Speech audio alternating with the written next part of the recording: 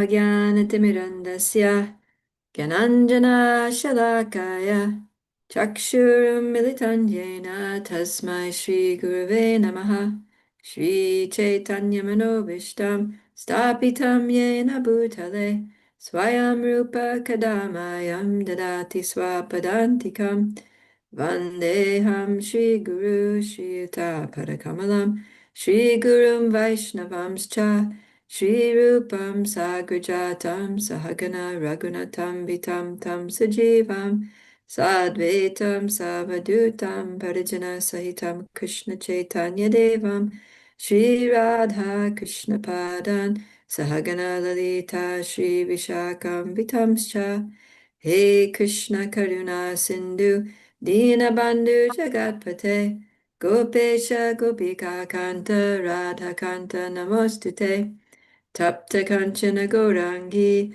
Radhe Vrindavaneshwari Vrishabhanu Sute Devi Pranamami Hari Priye Vanchakalpa Tarubhyascha Kripa Sindhubhya Eva Cha Patitanam Pavanebhyo Vaishnavebhyo Namo Namaha Jaya Shri Krishna Chaitanya Prabhu Nityananda Shri Advaita Gadadhara Shivasadi Gaura Bhaktarinda Hare Okay. Krishna Hare Krishna Krishna Krishna Hare Hare Hare Rama Hare Rama Rama Rama Hare Hare Jai.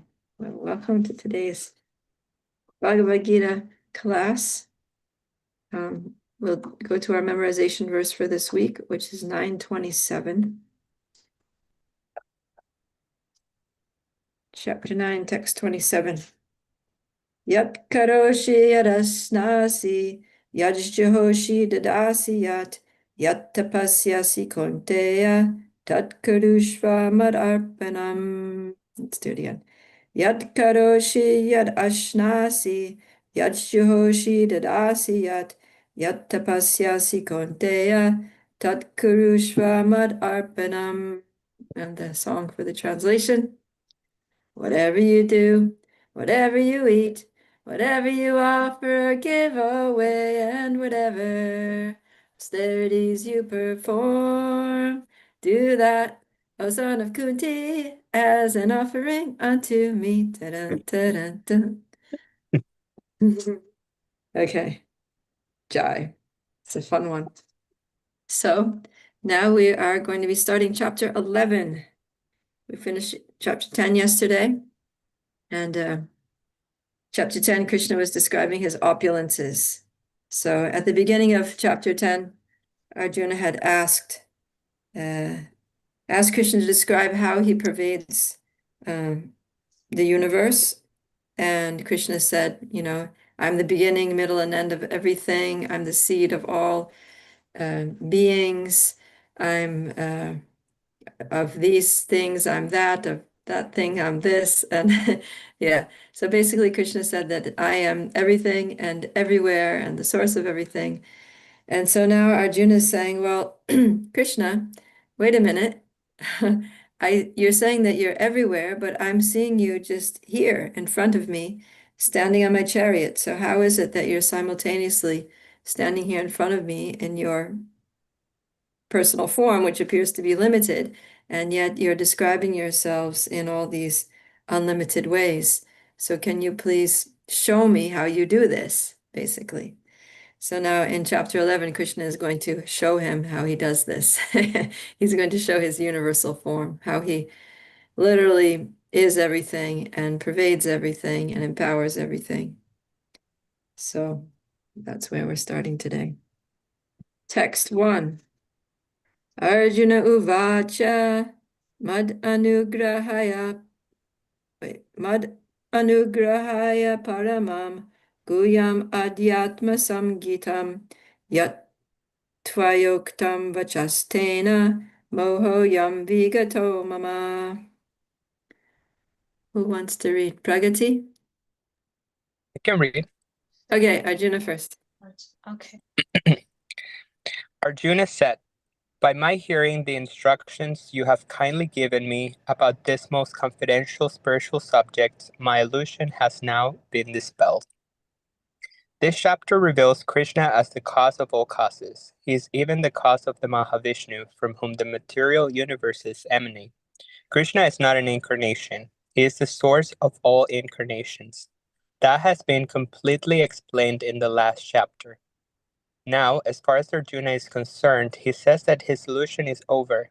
This means that Arjuna no longer thinks of Krishna as a mere human being, as a friend of his, but as the source of everything. Arjuna is very enlightened and is glad that he has such a great friend as Krishna, but now he's thinking that although he may accept Krishna as the source of everything, others may not. So, in order to establish Krishna's divinity for all, he is requesting Krishna in this chapter to show his universal form. Actually, when one sees the universal form of Krishna, one becomes frightened, like Arjuna. But Krishna is so kind that after showing it, he converts himself again into his original form. Arjuna agrees to what Krishna has several times said. Krishna is speaking to him just for his benefit. So Arjuna acknowledges that all this is happening to him by Krishna's grace. He is now convinced that Krishna is the cause of all causes and is present in everyone's heart as the Supersoul. Thank you. Yeah, so this is another reason why Arjuna wants Krishna to exhibit his universal form is to establish Krishna's divinity for all, right? Because Prabhupada is saying that Arjuna is convinced. He's saying, my illusion has now been dispelled. I believe it, that you are everything and everywhere. But I don't know about other people, whether they're going to be able to accept this. They're going to need a demonstration. So kindly demonstrate how you do this. Okay, let's go to text 2. Bhavapyayo hi bhutanam shuto vistarasho maya tvata kamala patraksha mahatmyam api chavyayam. We're on 11:2. Okay, Pragati. Yeah. Oh, lotus-eyed one, I have heard from you in detail about the appearance and disappearance of every living entity, and have realized your inexhaustible glories. Purport. Arjuna addresses Lord Krishna as lotus-eyed. Krishna's eyes appear just like the petals of a lotus flower. Out of his joy for Krishna, has assured him in a previous chapter, Aham Krishnasya Jagatah Prabhava Pralayas I am the source of the appearance and disappearance of this entire material manifestation. Arjuna has heard of this form, the Lord in detail. Arjuna further knows that in spite of his being the source of all appearances and disappearances, he is aloof from them. As the Lord has said in the ninth chapter, he is all pervading, yet he is not personally present everywhere. That is the inconceivable opulence of Krishna, which Arjuna admits that he has thoroughly understood.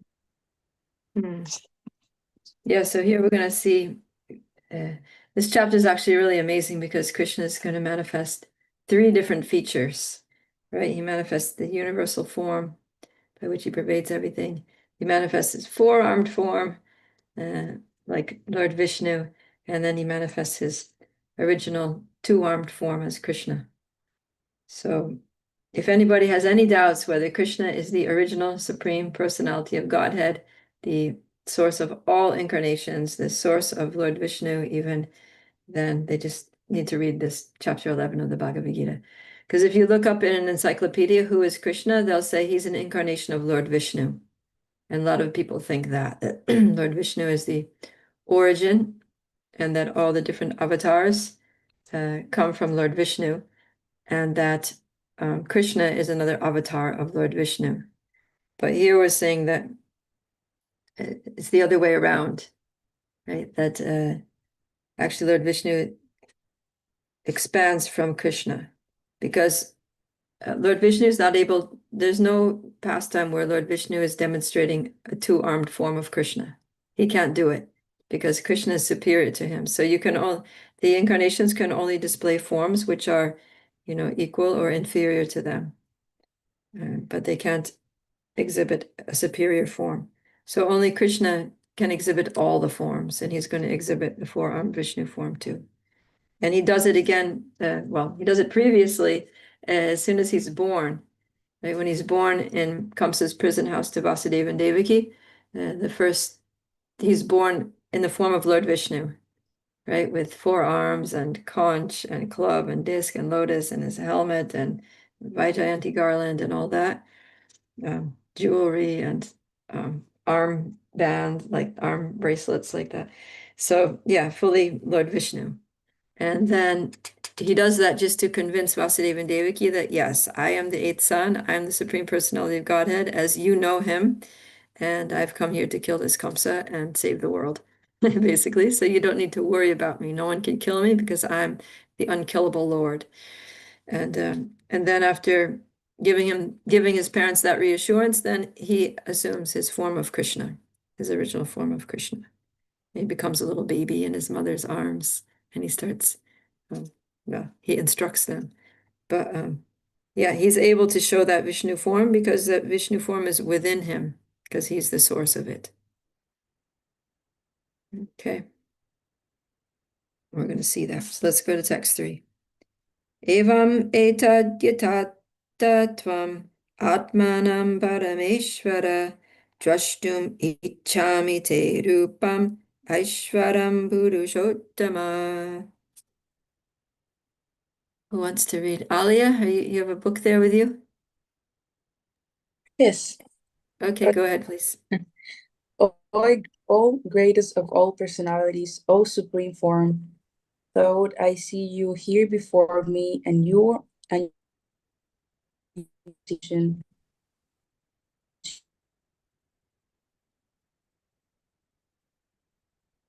I think we lost you. I think your connection is not great. I'll have to get someone else to read because you're breaking up all over the place.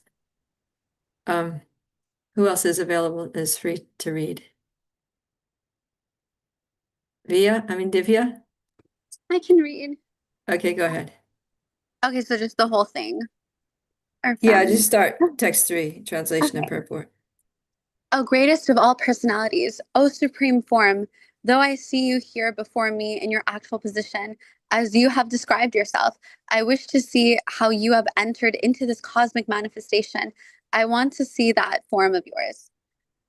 The Lord said that because he entered into the material universe by his personal representation, the cosmic manifestation has been made possible and is going on.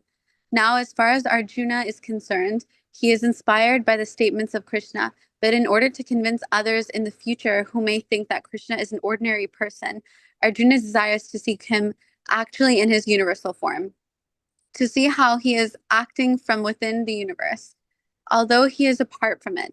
Arjuna's addressing the Lord as Purushottam is also significant. Since the Lord is the Supreme Personality of Godhead, he is present within Arjuna himself. Therefore, he knows the desire of Arjuna, and he can understand that Arjuna has no special desire to see him in his universal form. For Arjuna is completely satisfied to see him as the personal form of Krishna. But the Lord can understand that can understand also that Arjuna wants to see the universal form to convince others. Arjuna did not have any personal desire for confirmation. Krishna also understands that Arjuna wants to see the universal form to set a criterion for the future. For in the future, there would be so many imposters who would pose themselves as incarnations of God. The people, therefore, should be careful. One who claims to be Krishna should be prepared to show his universal form to confirm his claim to the people. Yeah. So it's almost like, when you're kids, there's some boy who, he's like a tough guy, or he's like a little bit proud, and he's boasting about, yeah, I can do that. I did that, and then his friends say, oh, really? Then prove it. We want to see you do it. Like that, because you're calling him out because you're not sure if he can actually do it, if he's just boasting. So you're like, yeah, prove it. And then he has to prove it. So, of course, this is not Arjuna's mood. Arjuna is not like saying it in a challenging spirit because he totally accepts that Krishna is the Supreme Personality of Godhead. And he makes that clear by the way he addresses Krishna. Right? Like here, he addresses him as Parameshvara, which means the Parama Ishvara, the Supreme Controller, and Purushottama, the Supreme Person. So he's saying here that you are the greatest person, you're the supreme person, you're the supreme controller, but still I want to see this form of you. I want you to prove everything that you've um, spoken about in the last chapter, not because I need the proof, but because other people do, right? So that's what was mentioned before. So that's one reason is for Krishna to prove his divinity so that everybody can just accept him as the Supreme Personality of Godhead. And the second reason that Arjuna is requesting him to show his universal form is to, you know, yeah, as Prabhupada says, set a criterion for imposters for future incarnations. So whenever anybody claims to be God, you can say, oh, really? So show your universal form them the way that Krishna did. And if they can't do that, then they're probably not God. So, yeah, that's another reason. So it's nice. You can see how Arjuna, he's not just thinking about himself, but he's thinking about all the fallen conditioned souls here in this world and how they can be benefited. He understands what they need to be convinced that Krishna is God and these other so-called incarnations are not God. And that way people don't become confused, they don't become cheated, and they can put their faith in Krishna and come to bhakti, learn to surrender to Krishna, serve Krishna, and to go to Krishna because he's the supreme. So this is Arjuna's mercy on all of us. And because Krishna sees his heart, he sees his pure intention, that his intention is he's motivated by compassion and mercy for all the fallen souls of this world. And so Krishna is very happy to respond. He's very happy to reciprocate with anything that's done with pure intent, with true compassion for others, the desire to benefit others. Okay, text 4. Manyase yadi tachchakyam maya drashtum iti prabho yogeshvara tato me tvam darshayatmanam avyayam. Arjuna?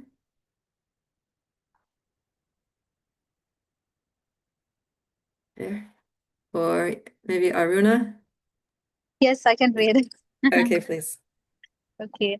If you think that I'm able to behold your cosmic form, O my Lord, O Master of all mystic power, then kindly show me that unlimited universal self. Purport. It is said that one can neither see, hear, understand, nor perceive the Supreme Lord Krishna by the material senses. But if one is engaged in loving transcendental service to the Lord from the beginning, then one can see the Lord by revelation. Every living entity is only a spiritual spark. Therefore, it is not possible to see or to understand the Supreme Lord. Arjuna, as a devotee, does not depend on his speculative strength. Rather, he admits his limitations as a living entity and acknowledges Krishna's inestimable position. Arjuna could understand that for a living entity, it is not possible to understand the unlimited infinite. If the infinite reveals himself, then it is possible to understand the nature of infinite by the grace of the infinite. The word Yogeswara is also very significant here because the Lord has inconceivable power. If he likes, he can reveal himself by his grace, although he is unlimited. Therefore, Arjuna pleads for the inconceivable grace of Krishna.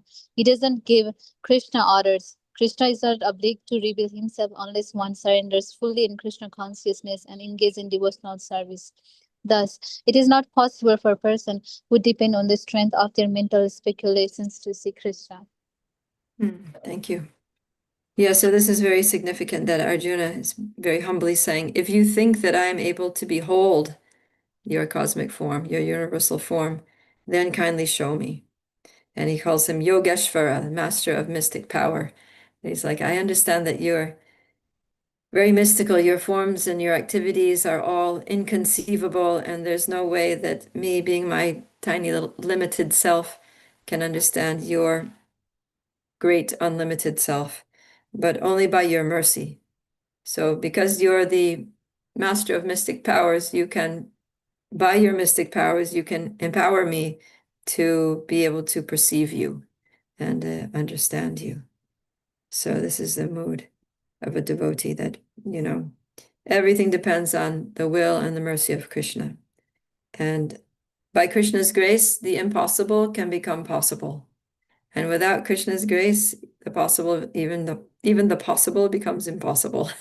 So whatever Krishna wants to happen can happen. And so Arjuna's pleading for his inconceivable grace.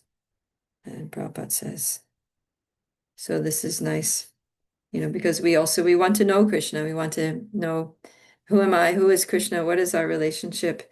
And just like seeing the universal form is possible only by Krishna's grace, any aspect of Krishna is only revealed by Krishna's grace. And in order for that revelation to happen, we need to be able to satisfy the Lord that we are qualified. And the qualification is that we're a sincere and faithful devotee like Arjuna. You see, Arjuna is very sincere, he's very faithful, he's very compassionate, he's very purely motivated. So, Thank you. yes. Okay, text 5. Now, so that Arjuna has put forward his requests. Kindly show me your universal form. This is why I want to see it. And by your mercy, I know that all things are possible, and therefore by your grace, I will be able to see it if you so choose. So now the ball is in Krishna's court, whether he's going to bestow his grace, whether he's going to reveal his form. So let's see what he does. Text 5. Shri Bhagavanu Vacha Pashyame Partha Rupani Shatashota Sahasrashaha Nana Vidhani Divyani Nana Varna Kritini Cha. Who wants to read? I can read. Okay, Pragati, please. The Supreme Personality of Godhead said, "My dear Arjun, O son of Partha, see now my opulences, hundreds of thousands of varied, divine, and multicolored forms."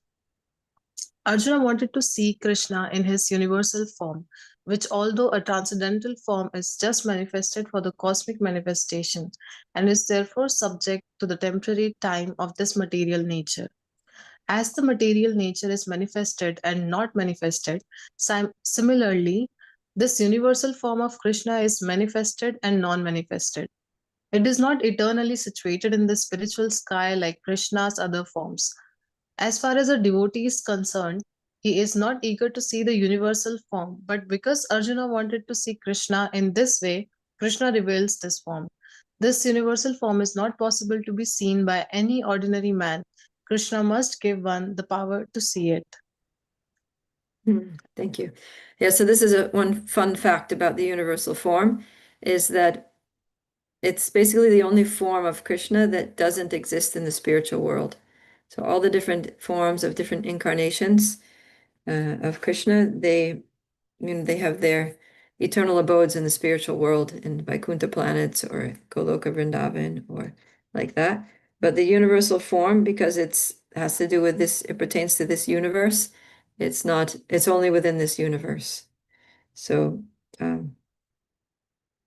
Prabhupada says it's not eternally situated in the spiritual sky like Krishna's other forms. And that's why Arjuna is not so eager to see it, because he's interested in Krishna's eternal spiritual forms, not in some material, temporary form of this world. But the universal form is, in Bhagavatam, it's considered to be the first step in God realization. And the purpose for it is that there are many people that can't conceive of anything beyond matter, right? They just have no sense of anything spiritual. They're just like, okay, I'm this body, and all living entities are just bodies, and everything is happening as a result of chemical reactions within the body. All of our thoughts and feelings are all just chemical reactions in the body. Life itself is just, the sum total of a bunch of chemical reactions that, hormones and all these things that make us do things and make us feel things. And this world also is just matter. So they can't conceive of anything spiritual, what to speak of the Supreme Spirit, God. And so Krishna manifests himself in a form which they can relate to, that the universe is God. And all the things and all the matter and the energy and things in the universe are a worshipable form of the Lord, which people can relate to. So that's also Krishna's mercy, is that he demonstrates this. And then it helps people because it helps them realize that there's something higher than themselves, that this universe is worshipable, and then they become respectful. They feel themselves to be like, what's it say, at the disposal of the universe, right? You know, people talk about that if the universe allows, then I can do this. If how do they say it? Things when people talk about the universe enables me to do something, I can do it. So it's kind of like recognition of a higher power that it maybe is not necessarily God, but it's something higher than ourselves that influences us, that affects our lives and permits or denies us permission to do certain things. So that's the beginning of realizing our subordinate position to a higher power, is the concept of the universe or the universal form. So here it's interesting in this verse because Krishna is saying, just see my opulences. And in the next verse also, he's saying see, right? He's repeating this word pashya. Pashya means see. But Arjuna can't see anything yet because Krishna hasn't given him the power to see it. And so why is Krishna saying, see, look, behold, if he knows Arjuna can't see anything? And it's to point out the fact that one can only see if one is empowered by the Lord to see. It's like that song, Amazing Grace. Amazing grace, how sweet the sound that saved a wretch like me. I once was lost, but now I'm found. Was blind, but now I see. So, yeah, in the mode of ignorance, we're blind. But Krishna can give us vision. He can give us spiritual vision to see the world as it is, to see himself in different forms. Yeah, Divya? I just want to say it's also in the song My Sweet Lord, when he Mm, says, I really want to see you, but it takes so long, my Lord. So mm, this is very, very sweet to like recognize that it's we can sit and argue all day about, our own exist, whether we're all real or this is like some kind of holographic simulation or whatever it is, or alternate universe, or is God real, and all of this. But Krishna so compassionately extends himself to the degree that we can understand him, or like, yeah, yeah. yeah. Yeah, so I really want to see you, but it takes so long.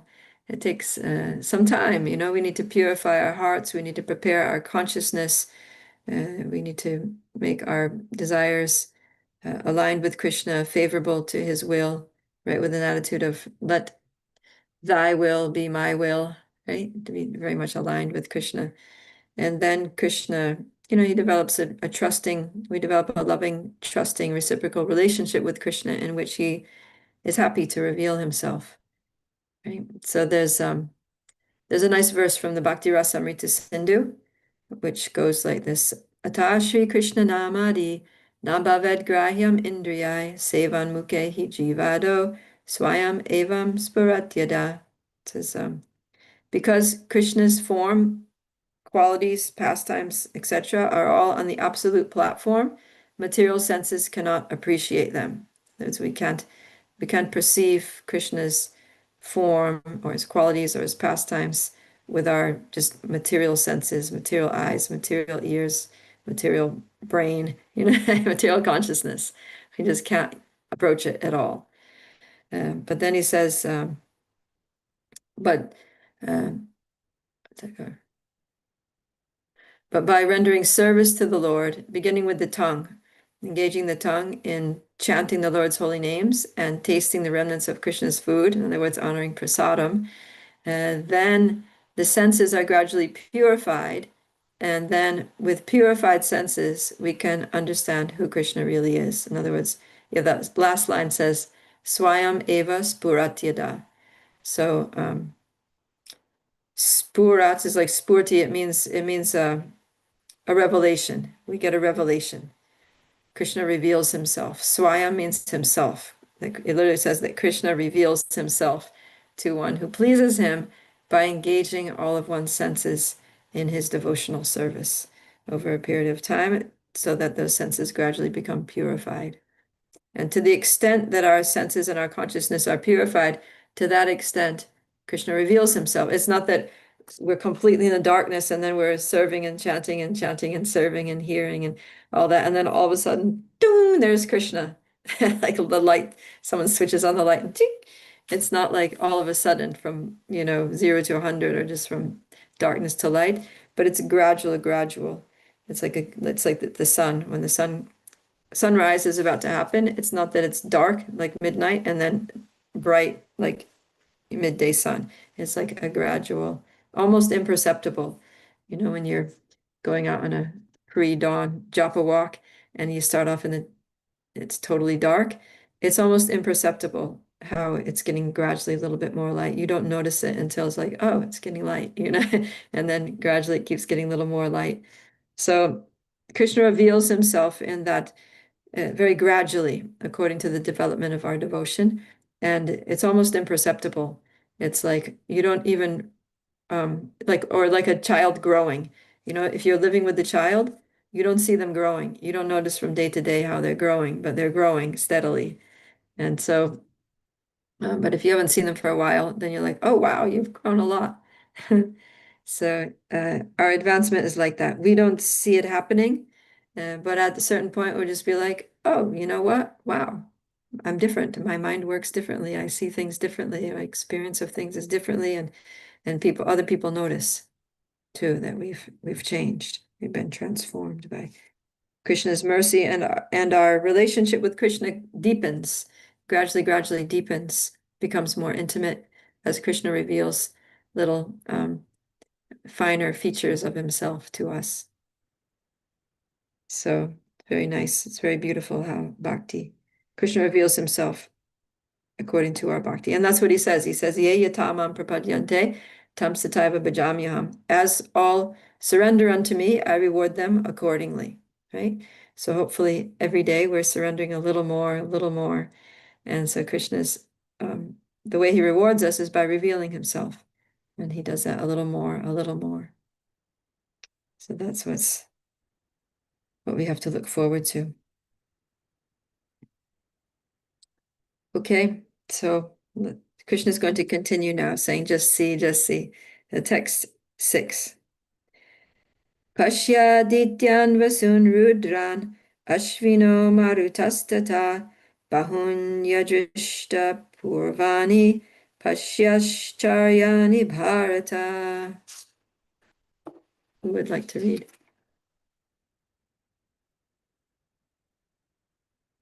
Can I read? Sure. Oh, best of the Bharatas, see here the different manifestations of Adityas, Vasus, Rudras, Ashwini Kumaras, and all and all the other demigods. Behold the many wonderful things which no one has ever seen or heard of before. Even though Arjuna was a personal friend of Krishna and the most advanced of learned men, it was still not possible for him to know everything about Krishna. Here it is stated that humans have neither heard nor known of all these forms and manifestations. Now Krishna reveals these wonderful forms. Mhm. Yeah, so it's really interesting because we were talking about how the universal form is um, like basically the lowest manifestation of God, of divinity, and then beyond that is Brahman, Paramatma, Bhagavan, and then having a very intimate relationship with Krishna, who is the highest form of Bhagavan, and yet Arjuna has that intimate friendship with Krishna. Uh, so it doesn't seem to make sense that he can see Krishna standing before him as Krishna's tu Bhagavan Swayam, but he's not able to see the universal form, which is a lower manifestation of Krishna. So how is it that he can't see the universal form even though Krishna is manifesting it? And yeah, any ideas?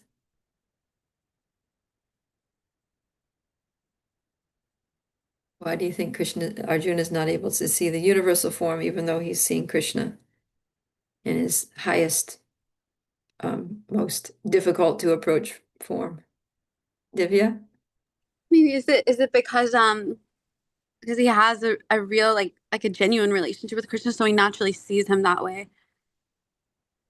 If that makes any sense, like he's gonna see Krishna according to his relationship with Krishna, and then if Krishna wants him to see his universal form, then he can give him the ability to see his universal form. But Krishna sees him as my like Lord that I love, the object of my love, my best friend. Yeah. Yeah, so Krishna reveals himself to his devotees according to the nature of the relationship, right? And because Arjuna has that friendly relationship, then that's how Krishna reveals himself. Kritika, did you want to add something there? I think you had your hand up for a Yeah, I moment. was just saying the same thing. Like, yeah, it's only when Krishna gives you those special eyes, then only you can see it. Yeah. So, Yeah. yeah, Arjuna has this intimate relationship with Krishna, and you know, Arjuna, he's never seen Krishna any other way. He's just seen him as his friend. And in fact, he's unable to see him in any other way. Just like, a mother always sees her little son as her darling little baby boy. And even when he grows up and becomes a teenager, she still sees him as her little boy. And even when he's, like 45 years old and he's a CEO of some corporation and he comes home, he's still her little boy and she's still worried about whether he's, you know, eating properly or brushing his teeth or, like that. So, she's always going to see him as her child who needs her loving care and who needs a good meal and maybe needs to be told off sometimes for being irresponsible or something.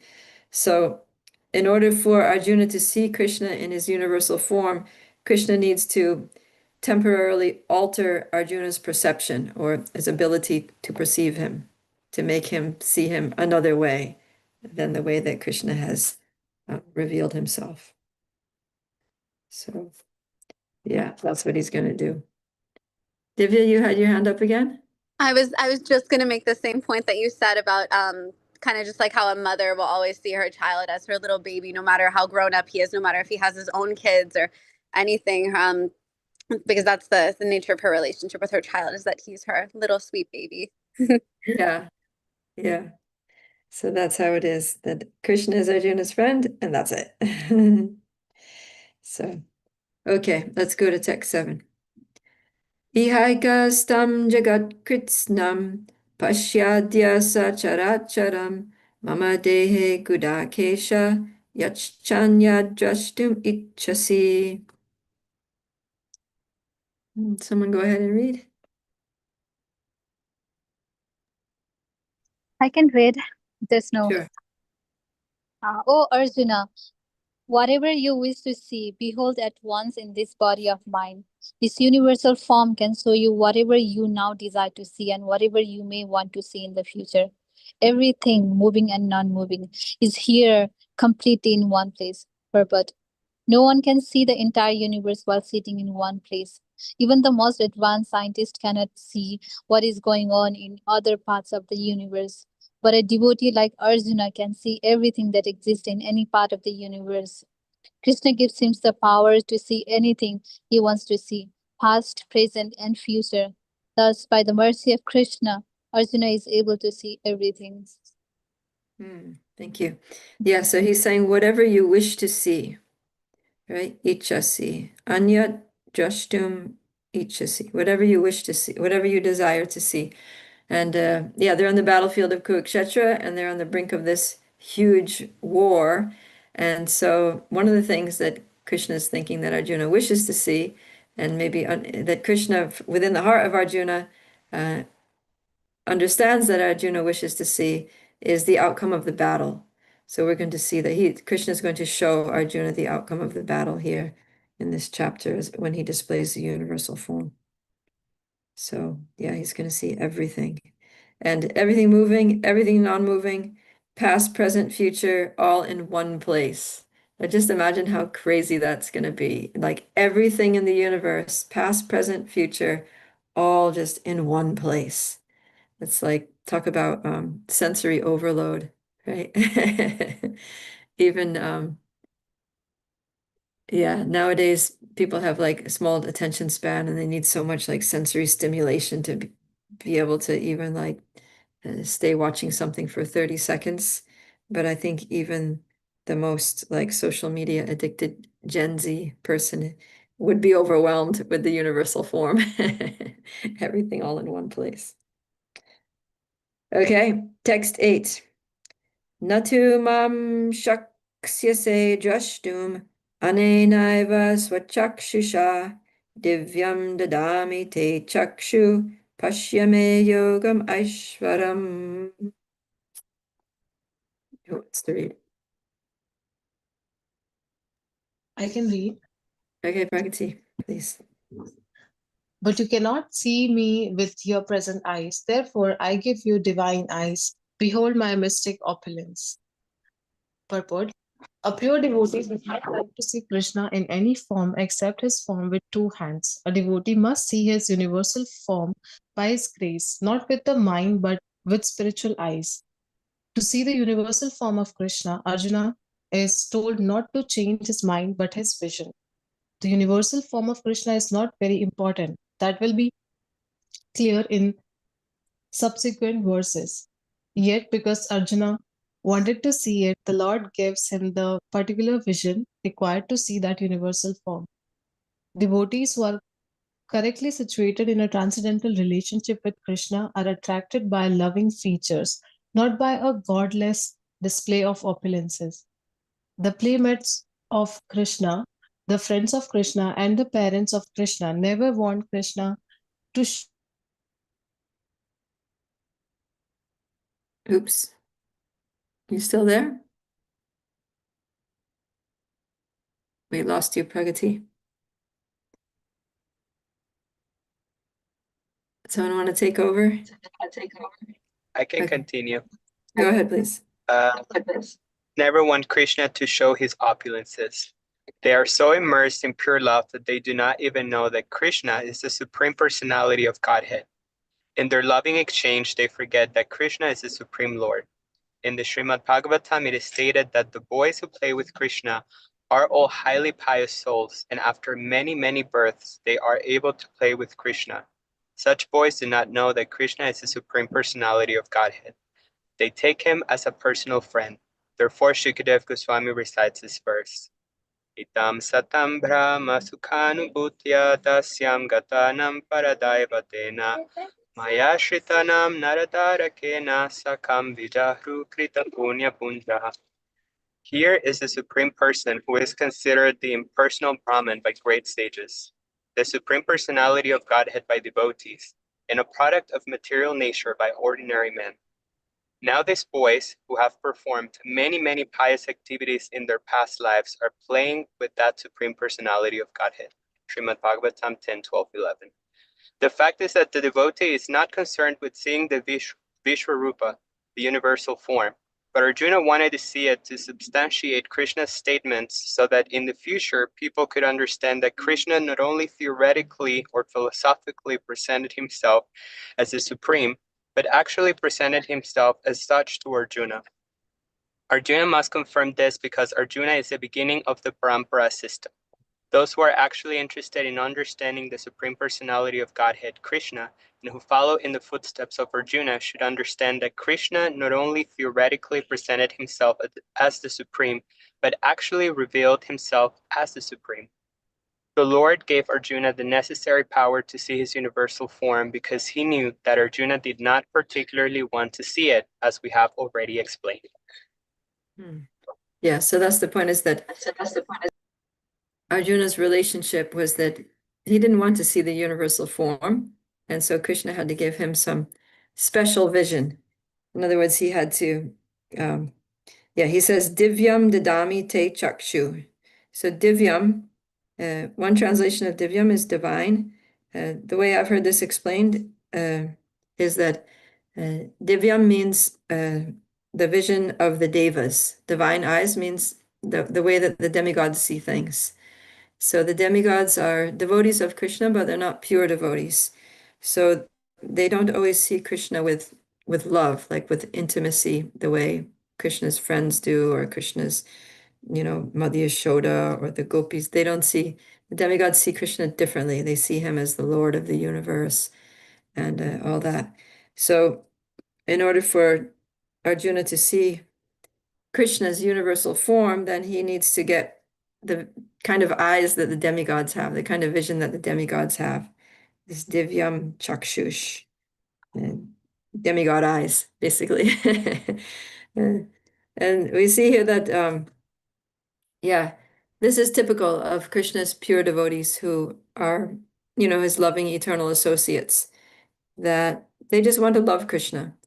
And so Krishna, it's not that they don't know that Krishna is God, but they just aren't interested in that fact. They're just not interested in that information. And so, yeah, Krishna, he uses his Yogamaya potency to cover their knowledge of his divinity, of his all-pervasiveness and all that. So that's what Prabhupada is talking about in the purport, that the friends of Krishna, the parents of Krishna, they never want Krishna to show his opulences. They're so immersed in pure love that they don't even know that Krishna is the Supreme Personality of Godhead, right? They forget that. It's not that they don't know. It's not that they're ignorant and they just think he's an ordinary person. But in their loving exchange, they forget that Krishna is the Lord. So, yeah.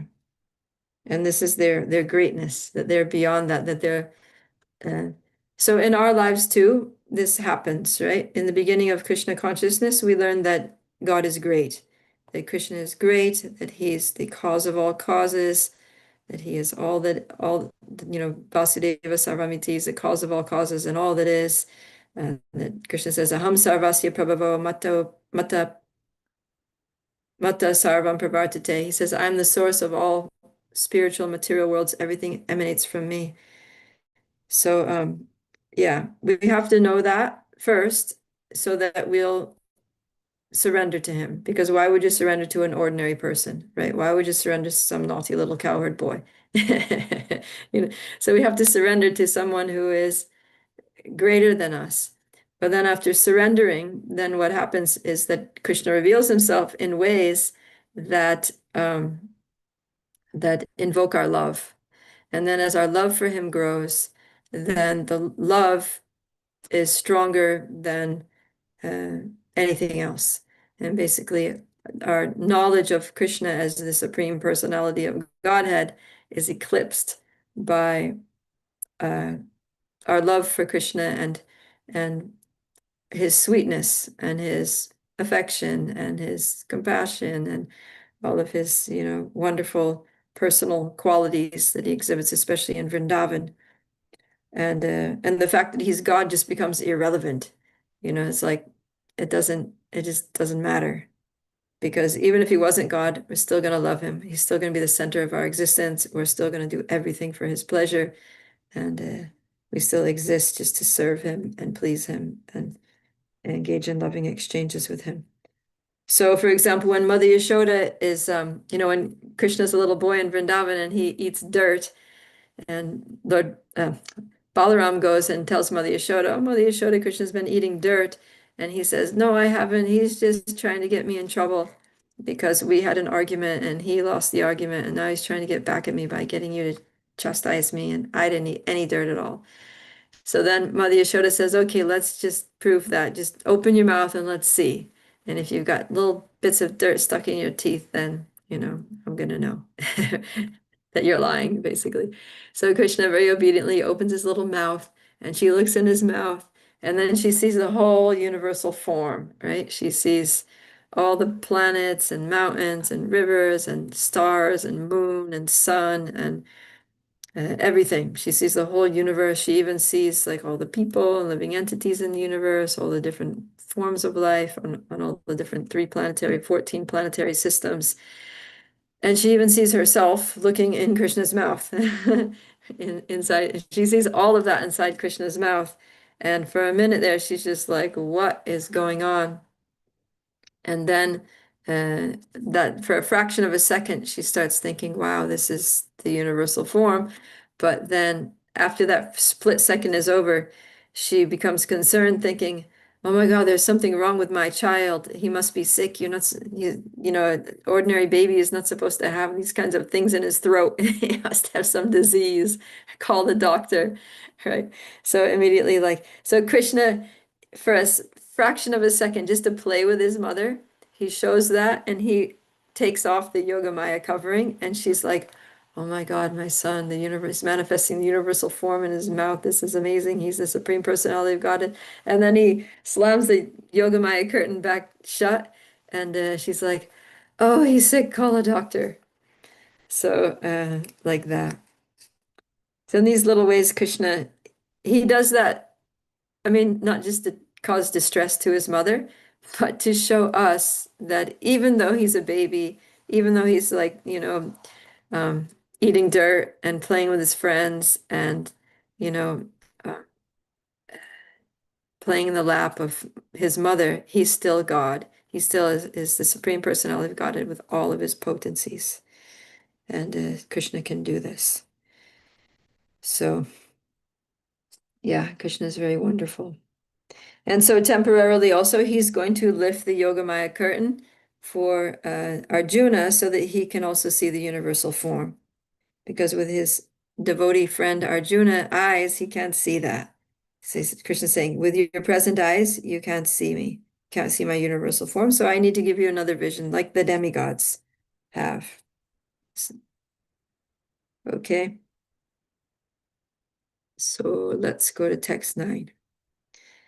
Sanjay Uvacha Evam Uktva Tato Rajan Mahayogeshvaro Harihi Darshayam Asaparthaya Paramam Rupam Aishvaram. Sanjay said, O king, having spoken thus, the Supreme Lord of all mystic power, the personality of Godhead, displayed his universal form to Arjuna. So yeah, Krishna was already manifesting his universal form, but Arjuna wasn't able to see it. So now he's actually, Arjuna is able to see it. So now there's actually a visible display, a display which is visible to Arjuna by Krishna's own mystic potencies. So, but let's just stop here and next class. Actually, tomorrow I'm going to be traveling around this time, I think. Yeah, my flight is at 5:55, which is 4:55. I'll be boarding. Anyways, yeah, so we won't have class tomorrow, but we can have class on Friday. I think we can have class on Friday. So let's just pause here now and we'll just take some reflections or questions. Divya? I just wanted to ask, where are you traveling, Prabhupada Priya? Are you in Boston right now? No, I was in Boston. Now I'm in Mansfield, Connecticut.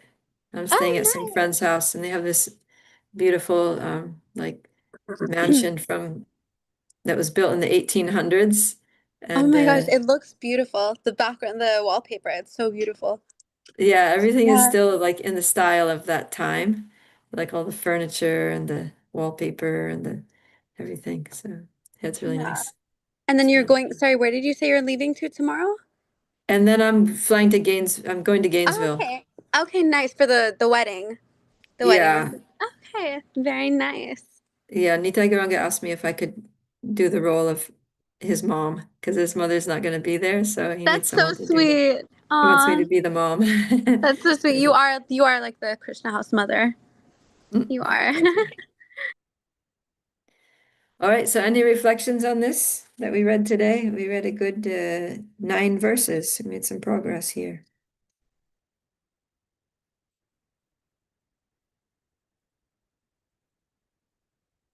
Pragati, what are your thoughts?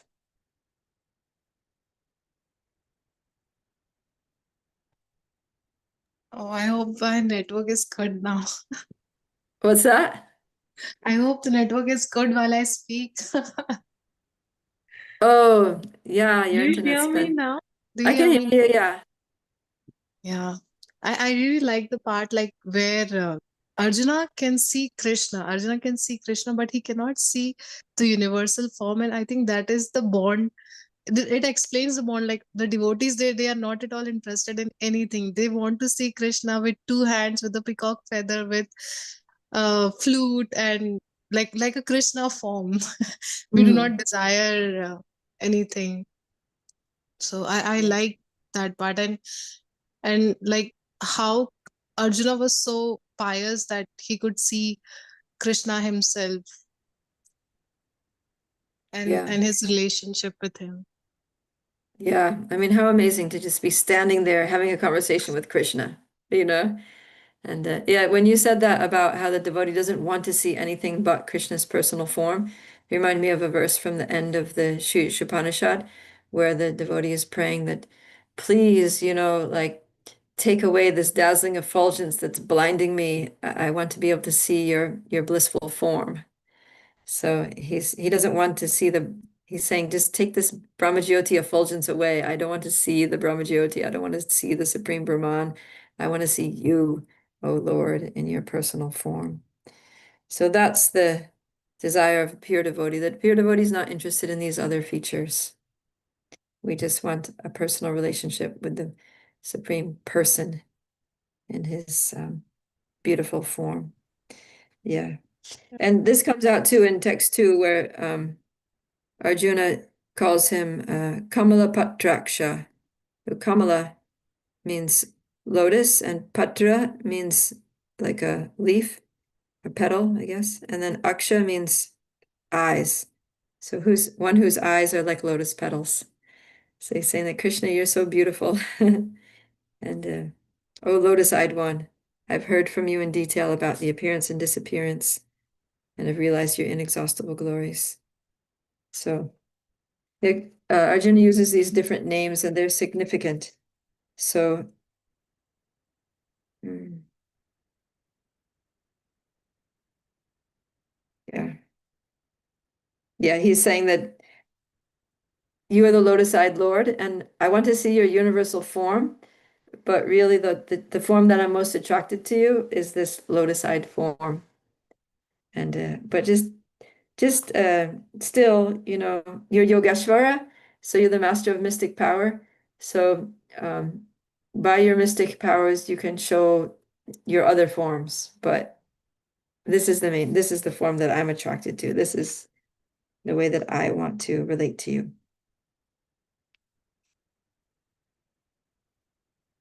Okay. Anything else?